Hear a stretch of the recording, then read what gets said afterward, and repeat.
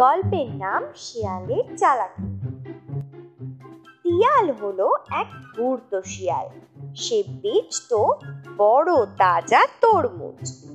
তরমুজ বিক্রি আছে, তোমার দাম খুব বেশি, বলে হরঘোষ খরগোশ। তুমি অনেক বেশি চাইছো, বলল জিরাফ জিয়া। শিয়াল শিয়ালের মাথায় একটা চতুর মতলব এলো। সে একটা বিশাল তরমুজকে চিড়ে ফেলল, ভিতরে সমস্ত শ্বাস তুলে সেটাকে খেয়েও ফেলল।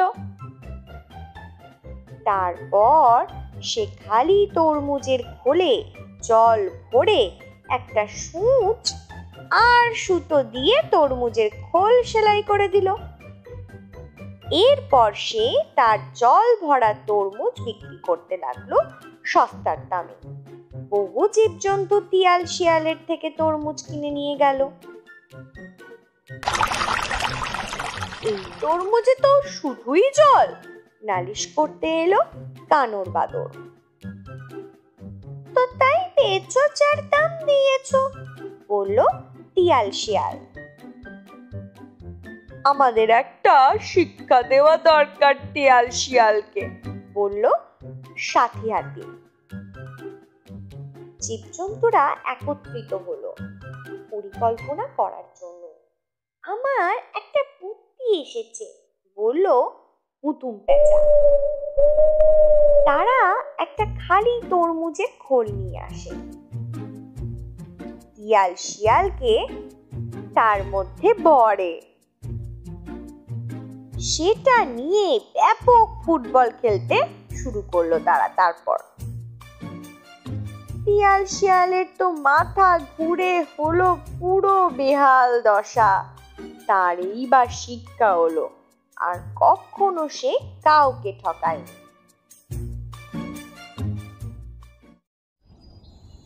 বাঘ কিনা মামা আর শিয়াল কিনা ভাগ্নে, তাই দুজনের মধ্যে বড্ড ভাব। শিয়াল একদিন বাঘকে নিমন্ত্রণ করলো, কিন্তু তার জন্যে খাবার কিছু তৈরি করলো না। বাঘ যখন খেতে এলো তখন তাকে বললে, মামা একটু বসো, আর 2-4 জনকে নিমন্ত্রণ করেছি, তাদের ডেকে আনি। এই বলে শিয়াল চলে গেল, আর সে রাত্রে ফিরল না। বাঘ সারা রাত বসে থেকে সকালবেলা মনে মনে শিয়ালকে গালমন্দ করতে করতে বাড়ি চলে গেল। তারপর একদিন বাঘ শিয়ালকে নিমন্ত্রণ করলো। শিয়াল এলে তাকে খেতে দিল মস্ত মস্ত মোটা মোটা হাড়, তার এক একটা লোহার মতো শক্ত। শিয়াল বেচারা 4টে দাঁত ভেঙে গেল, তবু সেই হাড়ের একটুও সে চিবিয়ে ভাঙতে পারল না। বাঘ ওই রকম হাড় খেতেই খুব ভালোবাসে। সে মনের সুখে পেট ভরে হাড় চিবিয়ে খেলো, আর বললে, কি ভাগ্নে, পেট ভরলো তো? শিয়াল হাসতে হাসতে বললে, হ্যাঁ মামা, আমার বাড়িতে তোমার যেমন পেট ভরেছিল, তোমার বাড়িতেও আমার তেমনই পেট ভরেছে। মনে মনে কিন্তু তার ভয়ানক রাগ হলো, আর সে বললে, যদি বাঘ মামাকে জব্দ করতে পারি তবেই দেশে ফিরবো, নইলে আর দেশে ফিরবো না।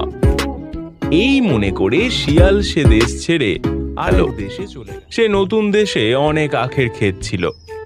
শিয়াল সেই আখের ক্ষেতে থাকতো আর খুব করে আখ খেত। যা খেতে পারতো না ভেঙে রেখে দিত। চাষিরা বললে, ভালো রে ভালো, এমন করে আমাদের আখ কোনো দুষ্টু শিয়াল ভেঙে রেখে দেয়, বেটাকে সাজা দিতে হবে। বলে তারা ক্ষেতের পাশে এক খোঁয়ার তৈরি করলো। কাঠ দিয়ে ছোট্ট ঘরের মতন করে খোঁয়ার তৈরি করতে হয়। তার ভিতরে কোনো জন্তু ঢুকলে তার দরজা আপনি বন্ধ হয়ে যায়। তাতেই সেই জন্তু খোঁয়ারের ভিতর আটকা পড়ে। চাষিরা যখন খোঁয়ার তৈরি করেছে, শিয়াল তখন হাসছে আর বলছে, আমার জন্যে না মামার জন্যে, এমন এমন সুন্দর ঘরে মামা থাকলেই ভালো হয়। তারপর দিনই সে বাঘকে গিয়ে বললে, এই মামা, একটা বড় নিমন্ত্রণ এসেছে, রাজার ছেলের বিয়ে, সেখানে আমি গান গাইব আর তুমি বাজাবে, আর খাবো যা তা তো কথাই নেই। এই তারা পালকি পাঠিয়েছে, যাবে মামা? বাঘ বললে, তার যাবো না, এমন নিমন্ত্রণ কি ছাড়তে আছে রে, আবার তারা পালকিও পাঠিয়েছে। শিয়াল বললে, সে কি যে সে পালকি, এমন পালকিতে আর কখনো চড়নি মামা। এখনই কথাবার্তা বলে দুজনেই সেই আখের ক্ষেতের ধারে এলো, যেখানে সেই খোঁয়ার রয়েছে। খোঁয়ার দেখে বাঘ বললে, খালি পালকি পাঠিয়েছে, বেয়ারা পাঠায়নি যে? শিয়াল বললে, আরে মামা, আরে আমরা উঠে বসলেই বেয়ারা আসবে এখন। বাঘ বললে, পালকির যে ডান্ডা নেই, বেয়ারা কি করে বইবে? শিয়াল বুঝতে পারে বাঘকে ঠকানো বেজায় কঠিন। সে আবার আমতা আমতা করে বলে, ডান্ডা তারা সঙ্গে আনবে। কথা শুনে বাঘ সেই খোঁয়ারের ভিতর ঢুকেছে। অমনি ধড়াস করে তার দরজা বন্ধ হয়ে গেল। তখন শিয়াল বলল, আরে ও মামা, দরজাটা বন্ধ করে দিলে আমি কি করে ঢুকবো?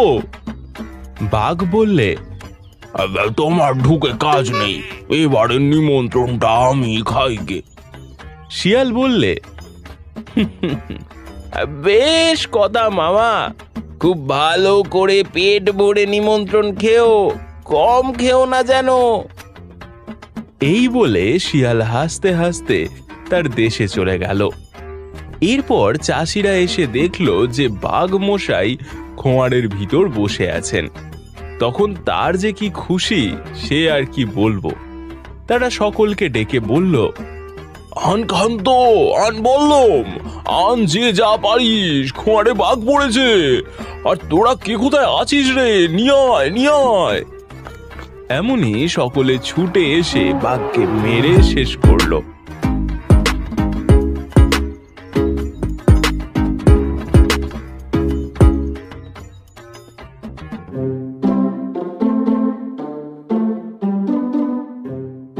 গল্পের নাম মুলমুল ও প্রজাপতির গল্প। মুলমুল একটি ছোট্ট নাদুস নুদুস খরগোশ। সে থাকে বিশাল জঙ্গলের একটি গাছের কোটরে। তার ভালো লাগে গাজর খেতে। এক বিকেলে সে ঘুরতে যায়। ঘুরতে ঘুরতে সে একটি ফুলের বাগানে যায়। সেখানে দেখে একটি শুঁয়োপোকা বসে আছে। সে কি করছে জানো? কাপুস কুপুস করে পাতা খাচ্ছে। মুলমুল বলে, বেশি করে খাও, আরো লম্বা একটা ঘুম দিলে দেখবে তুমি প্রজাপতি হয়ে যাবে। মুলমুলও থলে থেকে বের করে গপ গপ করে গাজরগুলো খেয়ে নেয়। খাওয়ার পর দুজনেই ঘুমিয়ে পড়ে। সকালে মুলমুল চোখ খুলেই দেখলো শুঁয়োপোকাটি সুন্দর একটা প্রজাপতিতে পরিণত হয়েছে।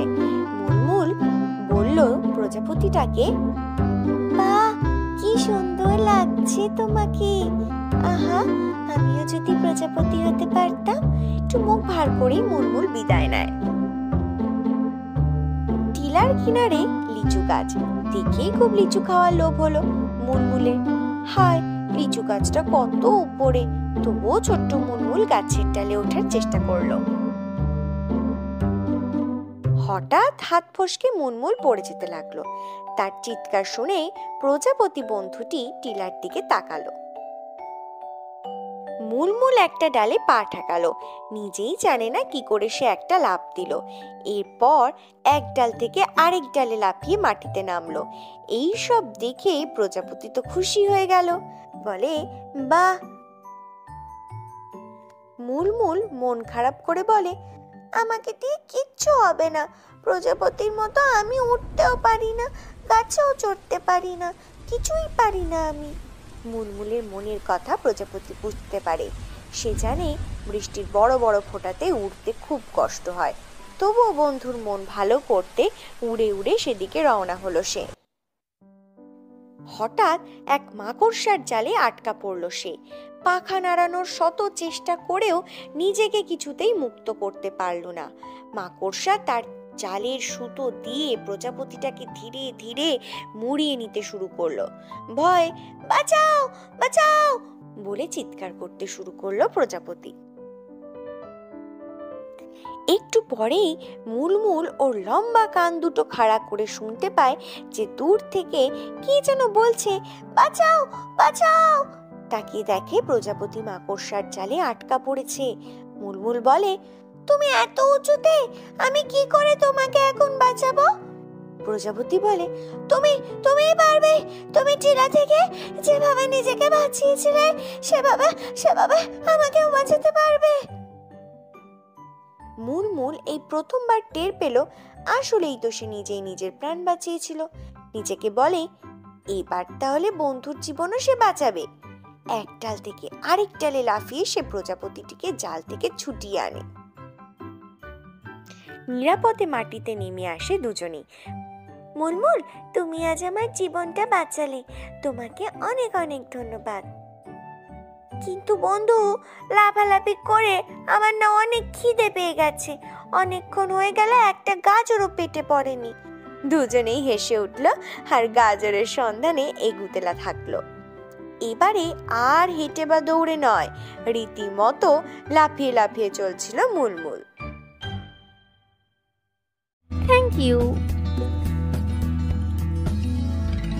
Thank you.